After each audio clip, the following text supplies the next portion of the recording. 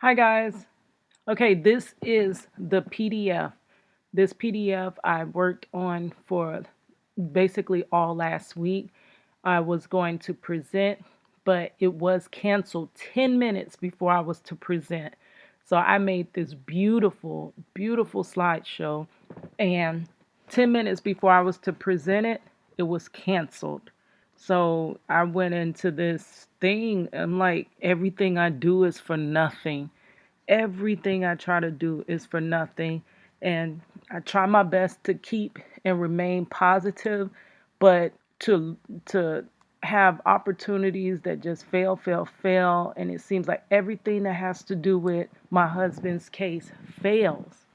I mean, eventually you just start thinking that everything you do like is just gonna fail. And I don't want to be in that mindset, but that's how I felt last week when I made this slideshow and it was canceled 10 minutes before. Like how ironic. Um, okay, so I'm gonna show it to you. It's Keita Dixon. I am a graphic designer and a fine artist. I use all my art forms to get through all my dark storms. I am an artist that uses all my talents to bring attention to my husband's case. Art forms being fine artist, graphic designer, rapper, spoken word poet, cosmetologist, and YouTuber. My name is Keita Dixon. My artist name is Cadillac.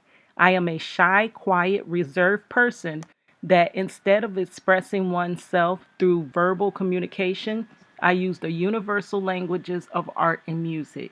Being a super reserved person, I've created an alter ego named Super Rapping Woman. She is faster than the speed of sound, and she can relay messages that I am too shy to even comment on. Being bullied growing up, I made myself a shell of protection from the outside world. Super Rapping Woman helps me break through that shell, break out that shell. And my slogan for that was Super Rapping Woman, single mother by day, super rapping woman by night. I am a legally blind artist that is rapping for justice. I am hoping to see justice before it all fades to black. That's about that degenerative eye condition that I have. Okay, this is my opening statement. Through fighting for freedom for my husband, I'm finding freedom for myself. This is the case of Marcello Jackson. Hello, I know in life no one owes me anything at all. I've grown accustomed to always trying to handle things that arise on my own. But this situation, I truly tried to do the same. This issue dealing with my loved one. But this issue also is much bigger than me and my loved one can tackle on our own. We don't have the resources, connections, or the voices needed to remedy this situation. All I have is my art, so I use it as my voice. I am so independent, but I know in this matter, I need someone outside of myself to help me get this attention needed to my husband's case. There are so many things that don't add up to me. Thank you so much. I realize that you don't know me from Adam, and you definitely don't owe me anything. But you took the time to listen to our story, and that truly is a blessing. 2001, we just started our family.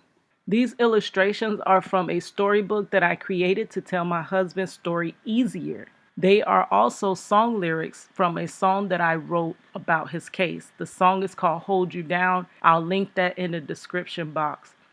You were right there. Actually, let me rap those little lyrics since they are rap lyrics. You was right there when I got pregnant, baby. You never once ran away from your responsibilities, and when I went in labor, you was right there by my side, holding my hand and saying, baby girl, it's gonna be alright. We were the picture perfect family. We were the picture perfect family. Keyword were. It's a picture with money and her dad as soon as, like, this was soon after she was born. Y'all heard all the stories about how in love he was with her. This boy, this was the love of his life and still is. That's him and money again. This was the best time of our lives. 2001 was the best time of our lives. But 2 months later, my husband Marcello was at the wrong place at the wrong time, and our lives were changed forever. He was at the wrong place at the wrong time with the wrong homies. This is the day in question. This is Marcello's account of the day in question. Sorry for all the clicking sounds. That is my mouse. It was August the 13th, 2001, when I dropped Marcello off on the corner of two main highways, one main street over from Highway 50. I dropped him off with his bike, and he rode his bike the rest of the way to his female cousin's house in downtown Orlando area. Upon his arrival, she informed me that their other cousin, that we will call him DJ, had been calling all day asking where he was. At the time, DJ didn't have a cell phone for him to call him back, so he said he figured DJ would call again later. After a while of being at his female cousin's house, Marcello said he told her he was going to walk to the 7-Eleven down the street that's on the corner. On his way back from the 7-Eleven, he said he heard a car honking as it went by. Then it U-turned and came back. That's when he spotted DJ. He was driving the car. He had two other guys in the back seat of the car. Marcello said his cousin was driving while the two guys were in the back seat looked as though they were high. DJ asked him where he was coming from. He told him the 7-Eleven on the corner. He asked if he wanted a ride with him. He was about to drop the two guys off. Marcello said he told him to just drop him back off at their female cousin's house and just come back through when he dropped the two guys off. So on the way to her house, DJ ended up running a stop sign as they headed down the road. Just as they ran the stop sign, a police cruiser was headed in the opposite direction on the same street. As DJ sped through the stop sign, the police flashed their lights and they did a U-turn. Marcello then said DJ panicked and hit the gas and put the cops on a 5-minute high-speed chase through the neighborhood. Marcello said he looked at DJ like, "What the are you doing?" Marcello said that he figured something else had to be going on. He thought maybe his cousin had something in the car that he didn't want the cops to find. DJ turned down a side street and he stopped at a dead end. These are Marcello's words, his account of what happened next. Next thing I know, DJ did the unthinkable. He jumped out the driver's side of the door once it stopped and he ran. Long story short, the police pulled up a couple minutes right behind the car, and by this time DJ had already ran and jumped out and fled the scene, leaving me to deal with the aftermath with the police alone. Instead of me running too, when the officer said stand where you are, I did, and then I was called by a lady cop. I walked towards them with my hands up and I was told to get on the ground. There I lay on the ground, all their weapons drawn. One false move and they searched me and put me in handcuffs. Then they went to speak to the two guys that were in the back seat, not wanting to incriminate themselves, revealing they were there getting high or whatever they were doing. They lied and said that they had been carjacked and had been robbed. Okay, this next slide is the victim/witnesses account of the day in question. There were no witnesses in this case, so they always use the testimony of the victim, the alleged victim, as a witness. So that's why I have that victim/witness. But other than them, their word is the only word that was taken. So this is their account of the day in question. That was Marcello's account. They said they were sitting in their car in a parking lot in a club in the Orlando area on Orange Blossom Trail. They said they were drinking at the club earlier and quickly sobered up. The victim/witnesses said that a while later, they were sitting in the car. A guy, and then in quotations, Marcello Jackson, walked up to the driver's side of the vehicle that they were sitting in the parking lot. The driver's account was that Mr. Jackson came up to the window and asked if he had a cigarette. The driver said he looked down and was looking for a cigarette. And when he looked up, he was about to say, "All I have are Slims." But when he lifted his head, he felt cold steel against his nose. That's the exact words that he used. I was in court, and it's like I was the court reporter because I took note of everything, and I remember a lot of these words word for word. So that was exactly how they said it. He felt cold steel against his nose. The witness slash victim said that Marcello ordered them to get in the back seat, and Marcello's cousin got in the front passenger seat while Marcello jumped in the driver's seat. They said Marcello realized that the car was a stick shift, and he said he can't drive a stick shift. So he ordered his cousin to jump in the driver's seat, and Marcello went around and got in the passenger seat. Then Marcello held the weapon on the two while the cousin drove. And then the story picks up there from the point of the car driving and then the stop sign getting run and the car getting and going off on the high speed chase and the car getting pulled over. So the first parts of the stories start differently. But the thing that gets me is that we wanted surveillance cameras to be pulled. So because Marcello just stated he had came from the 7-Eleven, that he was there just a few minutes prior before his cousin picked him up. And this neighborhood was so small, so that was a very short high-speed chase because it was just a block over. So we wanted records showing that, look, Marcello couldn't have been just driving around, with these people in the car. He just left the 7-Eleven. And we were told by Marcello's own lawyer that he did not have enough money to pull 7-Eleven surveillance to prove Marcello was there. Okay, he denied him that. Then the witnesses, remember in their story, they said that Marcello approached them in the parking lot of this club. This club was also a hotel. It was a club and a hotel.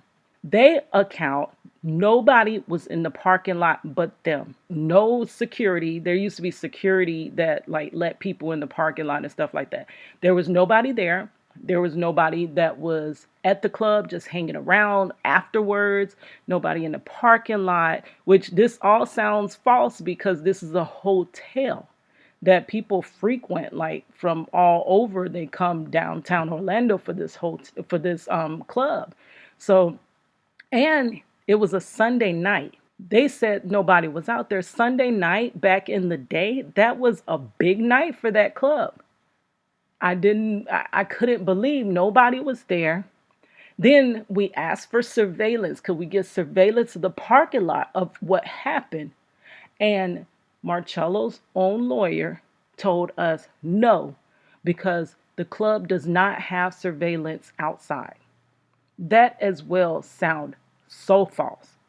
So they never allowed Marcello to prove where he was. Marcello said he was at the 7-Eleven, walking, got in the car with his cousin, and we wanted to prove that the cousin was already driving around in the car with the people before Marcello ever stepped foot in the car. But we couldn't, because if Marcello went to the 7-Eleven, it would have showed Marcello coming up to the 7-Eleven with his bike. And it would have showed Marcello leaving the 7-Eleven with his bike and not this vehicle. But they would not pull it, said they did not have enough money for it. So these are two different stories of what happened. But which one does the evidence corroborate? And all in the end, Marcello got 40 years. He got several sentences. He got several charges, but they ran his charges concurrently. He got a total of 6 charges. They pulled everything they could out of this incident and gave him a charge. And I will get into them charges. I'm going to explain each charge to you. And they said 40 years. And I believe 40 years is over sentencing. I believe he's innocent. This man is innocent. But if you're going to wrongfully convict him, you need to sentence him correctly. 40 years. And they said they had no weapon. Remember they said he held a weapon on them? They never produced that weapon. So that weapon is just hearsay from those victims/witnesses. They never produced a weapon, but they charged him with the weapon. They did not. They scanned that car or dusted that car. They didn't find Marcello's fingerprints in the car or on the weapon that doesn't even exist. And they had nothing else that you can touch, tangible, that you could touch, feel, smell, observe, that linked Marcello to this case. The only thing that links Marcello to this case is the victim/witnesses. And please keep in mind, the driver jumped out the car and ran. They only picked up Marcello because Marcello did not run away from the crime scene. I'm sorry, not the crime scene, the spot that the car ended the high-speed chase. Marcello didn't run. But the second person, the driver, keep in mind, Marcello is a passenger. The driver jumped out the car and ran. And they say they never recovered that driver. They never caught that driver. Keep all this in mind as I'm building this story and pleading it to you. Earlier that day, right before that day in question, earlier that day, Marcello and I spent that whole entire day together. Marcello had dreads at that time. So I had braided his dreads down into cornrows. Now this was 2001. Some people had dreads. Everybody didn't have dreads back then. But really, nobody really got into braiding the dreads. Now they do. It's very popular now to braid your dreads down. But we were kind of ahead of everybody, like, with styles. And I was a hairstylist and all of that. So I had the ability to manipulate Marcello's thick dreads into cornrows. So me and Marcello spent much of that day together, from the morning to all day we spent together. I braided his hair. Please keep that in mind, because that's key. It doesn't seem like it, but it's key. Keita Dixon, braided Marcello Jackson's dreads down. After that, we went to the mall and we went to the movies. When we came from the mall and the movies, I had to do someone's hair before school. It was the day before school in 2001. And I went to go do someone's hair. I did not drop Marcello all the way off. He wanted to go to his female cousin's house. I did not drop him all the way off. I dropped him a few blocks away with his bike so that he can ride the rest of the way home. So taking account, I dropped him off. You have to take into account the time that he rode that bike, maybe 3 or 4. That's a little ways. One day I'm going to drive that to see how long it takes. But I guess it wouldn't be the same on bike. I could probably do it from MapQuest. Not MapQuest. What do you call that thing? Google Maps. And probably time it how long it would take on a bike from that point to that point. Maybe I could do that. Okay, so that time period had to pass. And then after that, he got to the cousin's house. He said he sat there for a minute, but then he got bored and he wanted to get some snacks. So now you have to account him walking to the 7-Eleven. So now I don't know I think he said he walked. I don't know if he used that bike. He should have used the bike. Oh my God, because if he had that bike, I'm sure he wouldn't have got in that car. Because where would he have put his bike? That would have been a God save had he rode that bike up there. But I think he walked. He walked up there to 7-Eleven, and he was on his way walking back. So all that time account, which was maybe a little while after, I dropped him off, and I never heard anything back from him. All this incident happened. Like Marcello would call me when he said he was going to call me. He called me and that night had passed, and I hadn't received that call from Marcello, and that is very unlike him. Okay, so I'm going to read it again. I'm sorry. Marcello and I spent the entire day together. Marcello had dreads at the time, so he had me braid his dreads down into cornrows. We spent much of our day at his house. Finally, later that evening, we went to the mall and the movies. Later that night, I dropped him off on that corner, that main highway corner, with his bike. Okay, so I'm going to stop there for this moment, and I'm gonna make this I'm gonna continue this. Please keep up to date. I'm trying to push this out fast. They are trying to do they, if you're familiar with corrections and stuff, you already know. You know exactly what I'm talking about. But they are doing some lower than low stuff to us. They run on injustice inside as well. Once they get in prison, and then they always say they have rights, they can do this, they can do that. They have no rights. If you invoke your rights, then you're retaliated against. They are retaliating against Marcello, and now they have brought me into it. They could have cost me my livelihood. And I will get more into that. This is an ongoing investigation. As soon as I am able to speak about it, I will speak more about it. But I am pleading, if you, and I'm actually in fear of his life. I'm in fear of my husband's life inside there. His life is in the care of them, and they don't play fair. This instance was very small from something that they did wrong. They don't follow procedure. It's like they do what they want to. And instead of, after a while, this Marcello has been locked down for 20 years.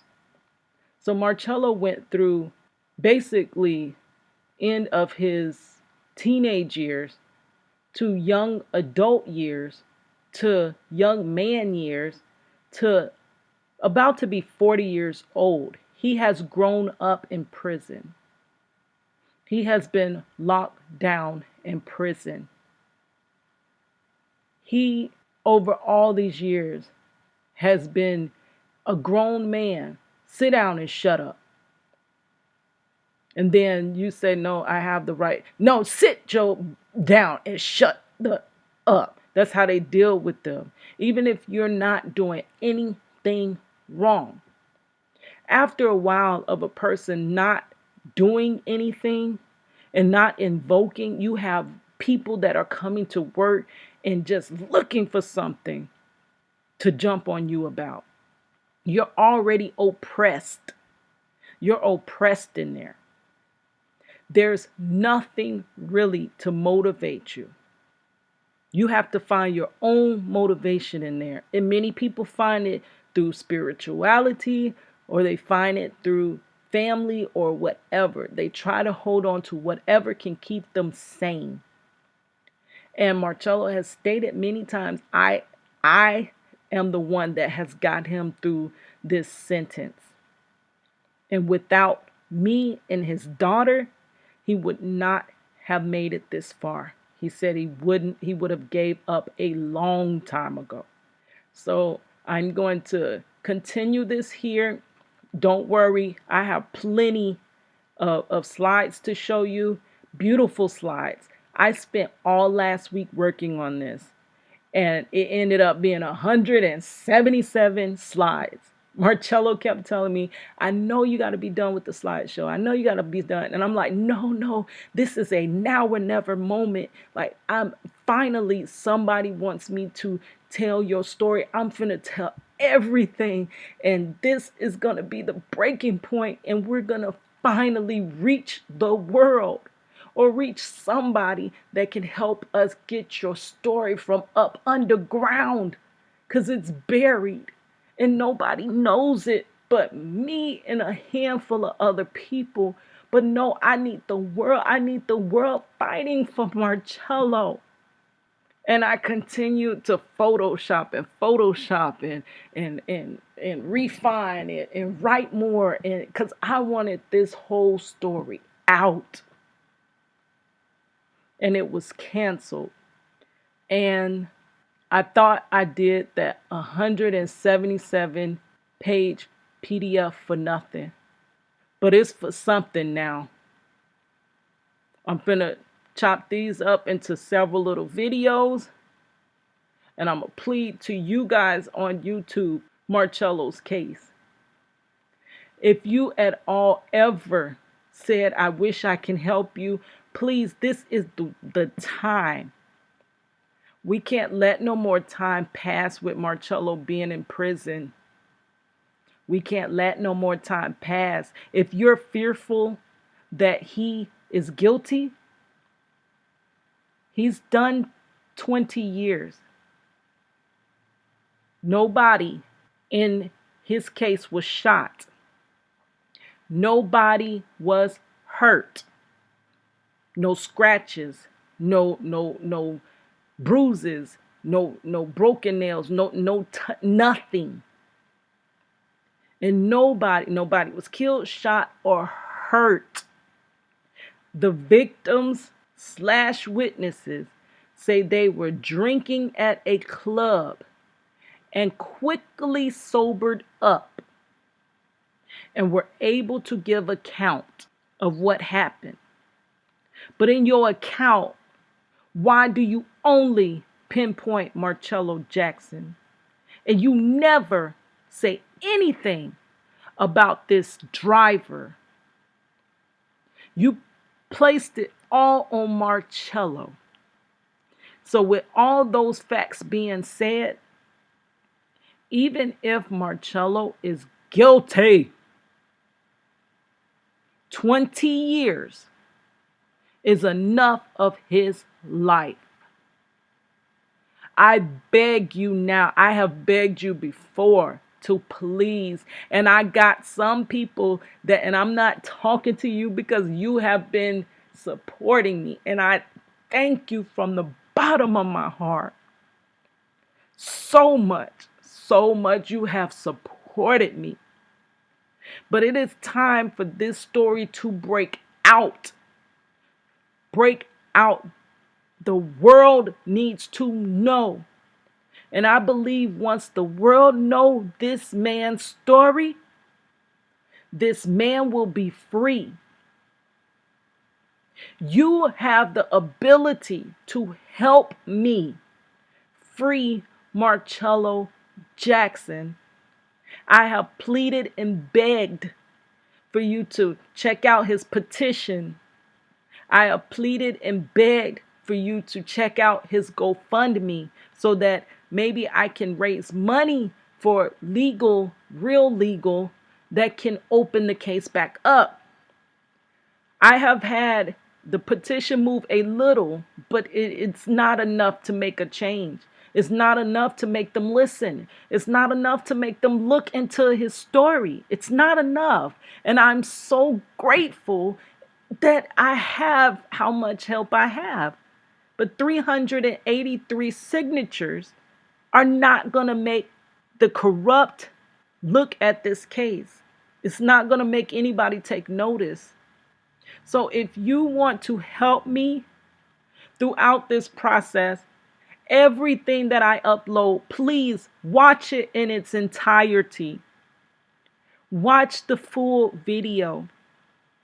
Please share this video and all of the other videos with whoever you think that has that heart, that understands how these people operate and bully us. They bully the family. They bully the individual that's incarcerated. And you feel like your hands are tied and it's nothing you can do. For years, I have felt like there's nothing we can do. I don't want to feel like that no more. I have you behind me Whoever is watching this video, I have you backing me. And I truly need your help at this moment now. I need your help now. And I thank you so much.